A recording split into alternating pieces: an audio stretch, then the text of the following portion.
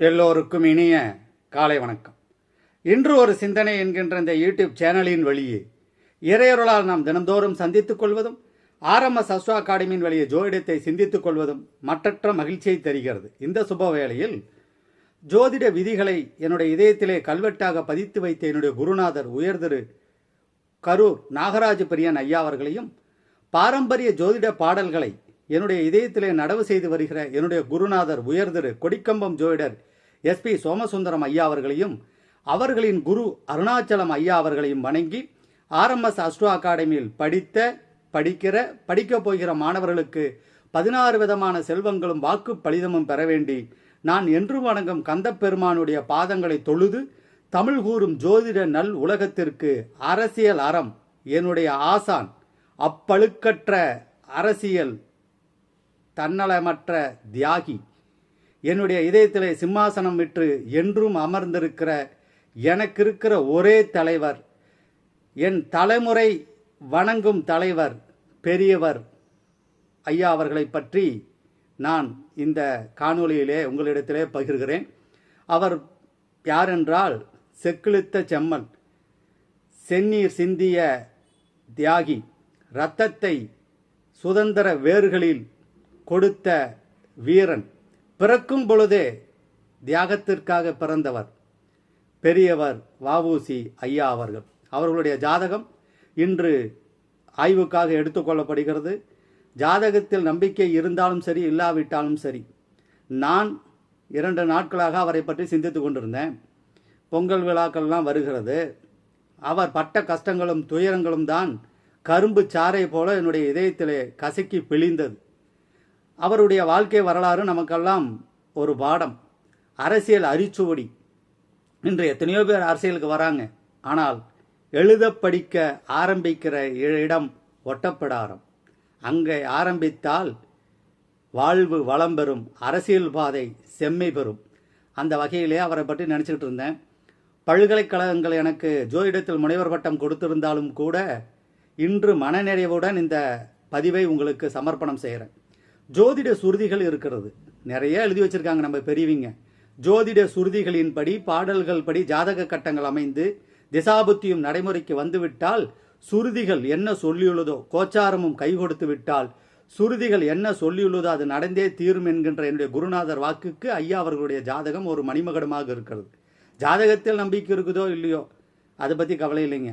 ஆனால் இந்த நம்பிக்கை என்பதே அவர்களுடைய ஜாதக பிரகாரம் வரும். ஜெயகாந்தன் ஐயா அவங்க சொல்லுவாங்க, நம்பிக்கை இருக்கிறதோ இல்லையோ இருப்பதே நம்புங்கள் அப்படிம்பாங்க. அப்போ இது மாதிரி பாடல்கள்லாம் எடுத்து பார்க்குறப்போ ஐயா அவர்களுடைய ஜாதகத்தை சென்னையில் வசிக்கக்கூடிய ரெங்கையா அண்ணாச்சி அவர்கள் நெல்லை தமிழ் புலவர் வரிசையில் பாகம் 1 இருக்குது அப்படின்னு சொல்லி சொன்னாங்க. அதை உடனே குறிப்பெல்லாம் எடுத்து திருக்கணிதத்து பிரகாரம் அந்த பாடல்கள்லாம் வாசிக்கிற பொழுது இதயத்திலிருந்து கண்ணீர் பெருகி ஆறாக ஓடியது. அந்த சுருதிகள் என்ன சொல்லியிருக்கிறதோ அது அப்படியே ஐயா வாழ்வில் நடந்திருக்கு. அப்போது ஜோதிடத்தின் மீது நம்பிக்கை இருப்பதும் இல்லாததும் தனிப்பட்ட விருப்பம். ஆனால் எனக்கு நம்பிக்கை இருக்கிறது. எதனால்?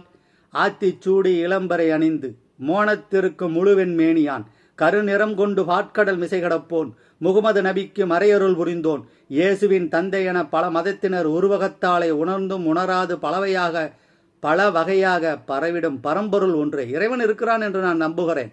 மாற்று கருத்து இல்லை. இவன் தான் இறைவன் என்கிற பொழுது எனக்கு மாற்று கருத்து வருது. ஊழ்வினையை நம்புகிறேன், தலைவிதியை நான் நம்புகிறேன். ஏன் தெரியுங்களா?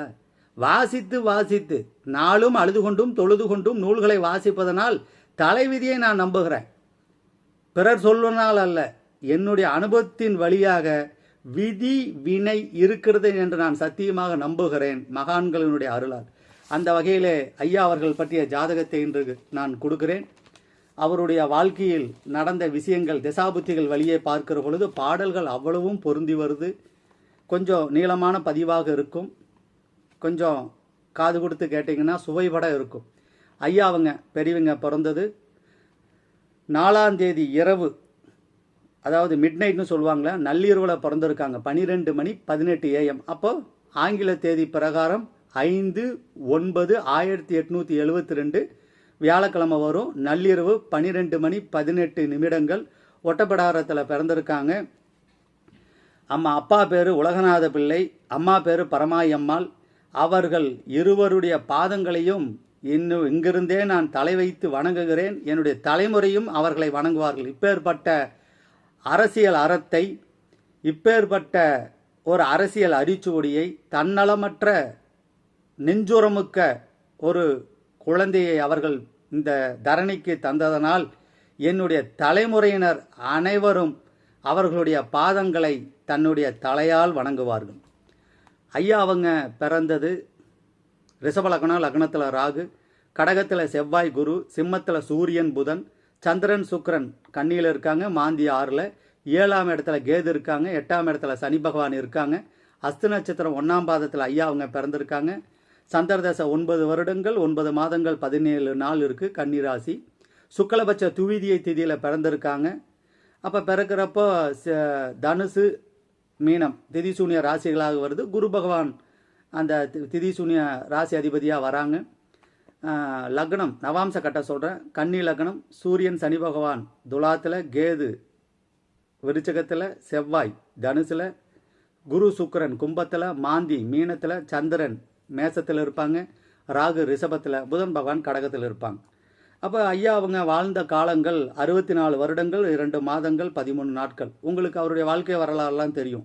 இரட்டை தண்டனை பெற்றது, அவங்க முதல் மனைவி இறைவனடி சேர்ந்தது, உலகநாதன் காலமாக, இதெல்லாம் அவருடைய வாழ்நாளில் உங்களுக்கு எல்லாமே தெரியும். இந்த ஜாதகத்துக்கு எது ஆதாரம்னு கேட்டிங்கன்னா, நெல்லை தமிழ் புலவர்கள் வரிசை ஈமு சுப்பிரமணிய பிள்ளை எழுதியிருக்காங்க.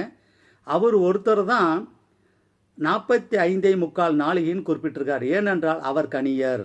அந்த அவருடைய முதல் பக்கம் அந்த புத்தகத்தில் பார்த்தீங்கன்னா இருக்கும். பக்கம் 39 அந்த குறிப்பு இருக்குது. பாகம் 1 1952 முதல் பதிப்பு. இந்த ஜாதகத்தில் மிக முக்கியமான ஒரு குறிப்பு, புதன் பகவான் அஸ்தங்கம் வக்ரம், சனி பகவான் வக்ரமாக இருக்கிறாங்க. குரு புதன் சாரத்தில் இருக்கிறாங்க. ராகு ரோகிணி நட்சத்திர சாரம், குரு பகவான் ஆயில்யம், சனி பகவான் பூராட நட்சத்திரம். சந்திரன் நின்ற வீட்டதிபதி லக்னத்துக்கு ராசிக்கு 12ல் மறைகிறார். லக்னாதிபதி நீசமாகிறார். இது ஒரு மாபெரும் ஜோதிடத்தில் ஒரு குறை. என்ன குறைன்னு கேட்டிங்கன்னா, காசு சம்பாதிக்க மாட்டாங்க, தன்னலமற்ற தியாகியாக இருப்பாங்க, எடுத்த காரியத்தை முடிப்பாங்க, இரும்பு போல உறுதின்னு நம்ம பலரும் சொன்னால் கூட பாறை மாதிரி உறுதி, நெஞ்சுரம் மிக்க மனிதராக இவங்க இருப்பாங்க. நஞ்சை ஒத்த விஞ்சு கலெக்டரையும் எதிர்த்து நின்றவர் நமது பெரியவர். அதுக்கு பாடல் வேண்டுமல்லவா? ஏன் அவர் அப்படி இருந்தார் என்பதற்கு பாடல். தர்க்க சிந்தாமணி அப்படிங்கிற ஒரு புத்தகத்தில், மகிழுள்ள ஜென்மநாதன் மண்ணு பொன் சுங்கன் மேதை மகிழுள்ள பார்வையுற்றால் மாநிலம் அதன் இன்னம் மகிழுள்ள ரவிதானும் மன்னனை பார்த்து மேவில் மகிழுள்ள மலைபோல் வந்த வினையெல்லாம் துரும்பின்வாரே. மலை போல இருக்கிற துன்பத்தெல்லாம் துரும்பு மாதிரி நினைப்பாங்களாம். லக்னத்துக்கு குரு சுக்கிரன் புதன் பார்வை இருக்க வேண்டும்.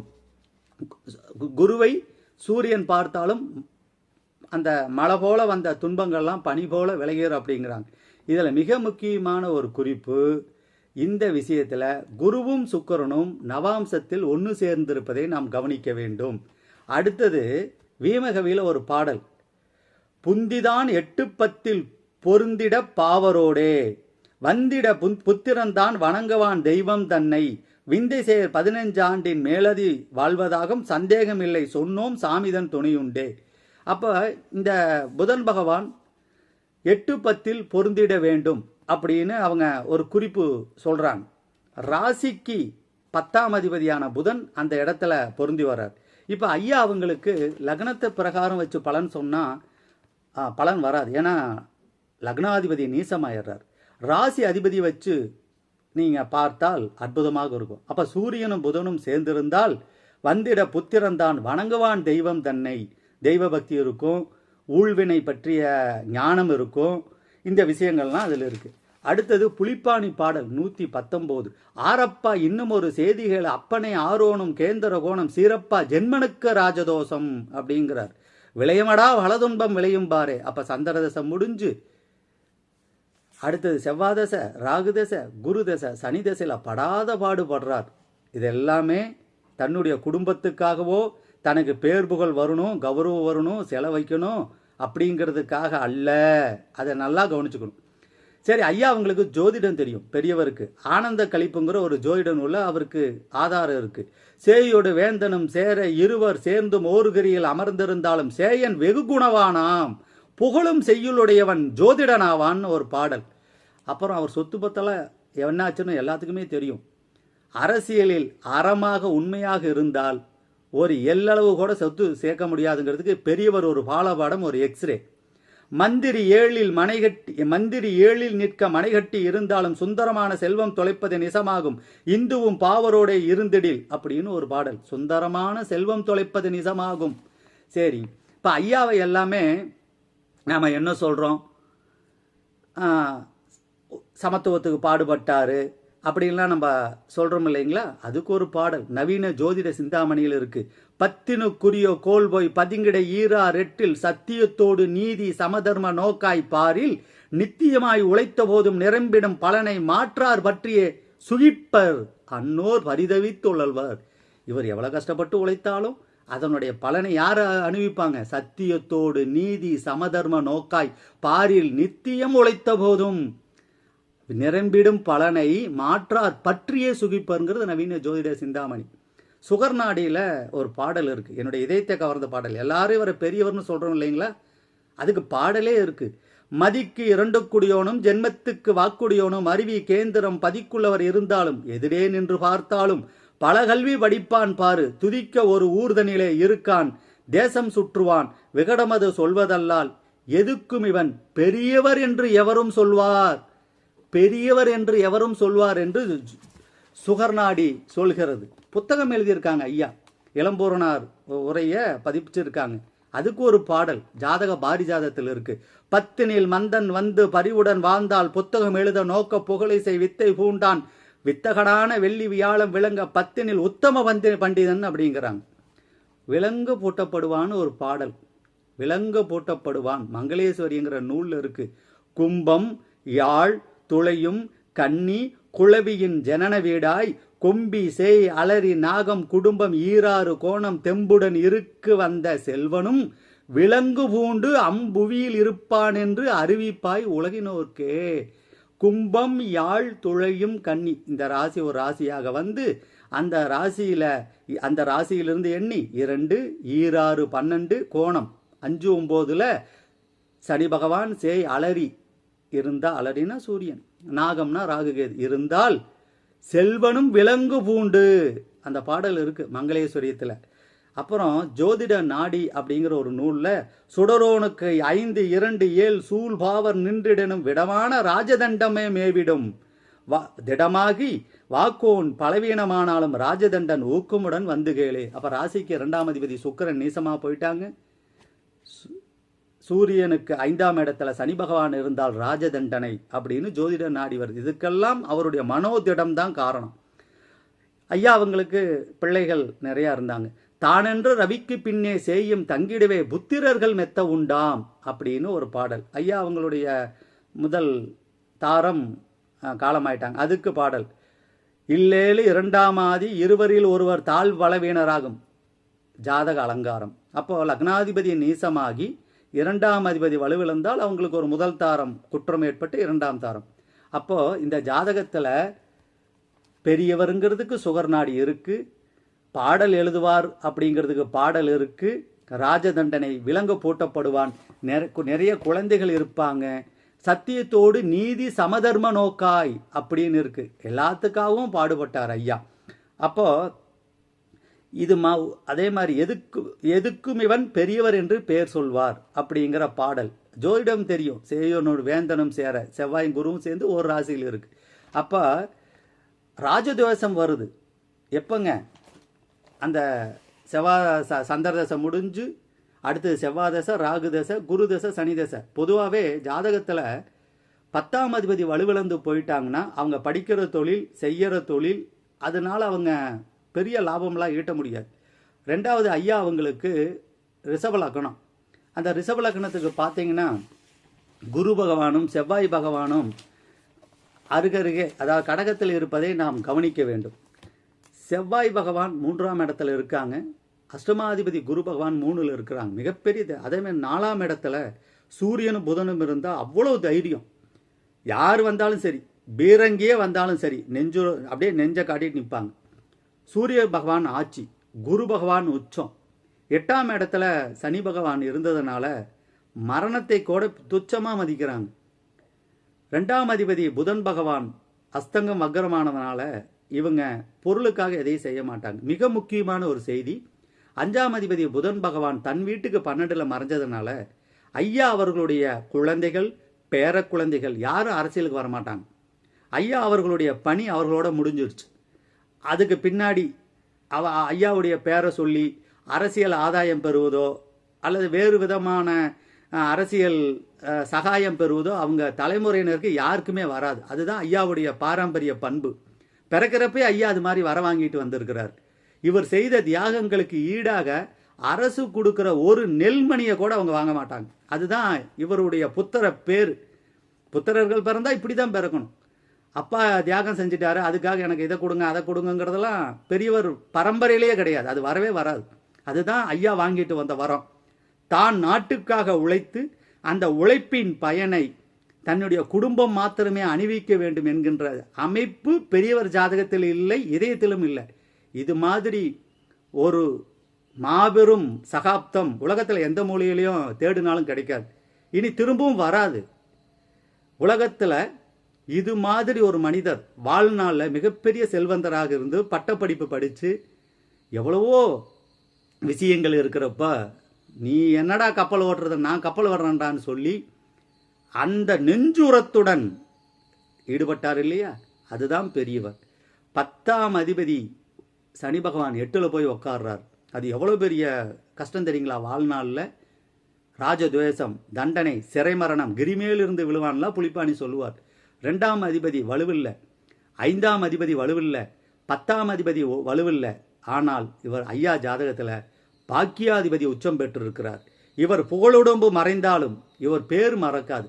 காற்று உள்ளவரை, பூமி உள்ளவரை, நீர் உள்ளவரை, நெருப்பு உள்ளவரை, ஆகாசம் உள்ளவரை, பஞ்சபூதங்கள் உள்ளவரை பெரியவர் என்ற பெயர் காற்றில் மிதந்துக்கிட்டே இருக்கும். அரசியலில் உலகத்தில் எந்த மூலையில் யார் அடியெடுத்து வைக்க வேண்டும் என்று விரும்பினாலும் அதனுடைய ஆரம்ப அரிச்சுவடி ஒட்டப்பிடாரத்தில் தான் ஆரம்பிக்கப்படணும். இப்போ குழந்தைகள்லாம் பள்ளிக்கூடம் போகிறப்ப ஆனா அவனை எழுதுவாங்க இல்லைங்களா, எழுத்து பயிற்சி. சரஸ்வதி பூஜை அன்னைக்கு அரசியலில் சரஸ்வதி பூஜை எப்போ தெரியுங்களா? செப்டம்பர் 5 அன்னைக்கு தான் ஐயா அவங்க அவதாரம் பண்ணுறாங்க. ஐயா பிறந்த அன்று அவருடைய இல்லத்தில் சென்று அரசியல் அரிச்சுவடிக்கான ஆணா போட்டிங்கன்னா அரசியல் அறத்திலிருந்து நாம் ஒரு பொழுதும் பிறள மாட்டோம். நீதி, நேர்மை அதெல்லாம் ஆட்டோமேட்டிக்காக வரும். ஆரம்பிக்கிற இடம் சரியாக இருந்தால் முடிக்கிற இடம் சரியாக இருக்கும். அது ஒட்டப்பிடாரத்தில் ஆரம்பித்தால் உலகெல்லாம் புகழ் பெறுவோம். கடலில் கப்பல் விட்டார்னு மாத்திரம்தான் நம்ம நினைக்கிறோம். ஆனால் ஐயா அவர்களுடைய இதயம் உலக மக்களுக்கானது. அவருடைய அந்த ரத்தம் இந்திய திருநாடு மாத்திரமல்ல, உலகத்தில் தேச தலைவர்கள் எப்படி இருக்கணுங்கிறதுக்கு ஐயா அவர்கள் ஒரு வரைபடம், ஒரு வாழ்நாள் பாடம் என்று சொல்லி இன்றைய பதிவை கொடுப்பதற்கு காரணமாக இருந்த நெல்லை தமிழ் புலவர் வரிசை அந்த நூலை தந்த ஈமு சுப்பிரமணிய பிள்ளை ஐயா அவர்களையும், இது குறித்து பல சந்தேகங்களை நான் கேட்குற பொழுது நிறையா நேரத்தில் நான் தொடர்பு கொண்டேன். ரெங்கையா அண்ணாச்சி அவருடைய தொடர்புக்கு எப்போ கேட்டாலும் ஃபோன் பண்ணி கேட்டாலும் அவருடைய குறிப்பு தராரு. அவர் தான் ஐயா சொன்னாங்க, இது மாதிரி 4ஆம் தேதி வரும், நம்ம அந்த ஆங்கில தேதினால 5ன்னு சொல்லி நம்ம கொண்டாடுறோம், நள்ளிரவு நேரங்கிறதுக்காக 5ன்னு சொல்லி சொல்கிறோங்கிறத ஐயா அவங்க சொன்னாங்க. 4ஆம் தேதி இரவு அந்த 45:45 நாளிகை 12 மணி 18ன்னு வரும். நள்ளிரவுனால ஆங்கில தேதி 5ன்னு வந்துடும். எனவே ஜோதிட சுருதிகளின்படி பாடல்கள் படி ஜாதக கட்டங்கள் அமைந்து திசாபுத்தியும் நடைமுறைக்கு வந்துவிட்டால் ஜோதிட சுருதிகள் என்ன சொல்லியுள்ளதோ அது நடந்தே தீரும் என்ற என்னுடைய குருநாதர் வாக்கிற்கு மேலும் ஒரு மணிமகுடமாக இருக்கிறது. உலகநாதன் பிள்ளை ஐயா அவங்க இந்த உலகநாதன் அந்த மகன் காலமாயிட்டார் இல்லைங்களா, அதுக்கும் பாடல் இருக்குது. அது வேண்டாம் அப்படிங்கிறதுக்காக நான் விட்டுட்டேன். பல்வேறு பாடல்கள் ஐயா அவர்களுக்கு பொருந்தி வருகிறது என்று சொல்லி இது தமிழில் இருக்குது. இது மாதிரி பாரம்பரிய ஜோதிட நூல்களை படித்தால் உண்மையை நெருங்குவதற்கு ஒரு வாய்ப்பு இருக்குது. ஜோதிடத்தால் உண்மையை நெருங்க முடிகிறதே தவிர ஒரு பொழுதும் அடைய இயலவில்லை என்ற ஏக்கம் இந்த பதிவால் எனக்கு தீர்ந்தது என்று சொல்லி இன்றைய பதிவை என்னுடைய ஜோதிட குருமார்களின் திருவடிகளிலும் ஆர்எம்எஸ் அஸ்ட்ரோ அகாடமி மாணவர்களுடைய திருக்கரங்களிலும் பெரியவருடைய திருவடிகளிலும் ரங்கையா அண்ணாச்சி அவர்களினுடைய திருப்பாதங்களிலும் சமர்ப்பிக்கிறேன். பெரியவருடைய வாழ்வு அரசியல் அறம், அரசியல் பெருஞ்சொல், அரசியல் அரிச்சோடி என்னுடைய ஒரே தலைவர் பெரியவர் மாத்திரமே என்று சொல்லி நிறைவு செய்கிறேன். நன்றி.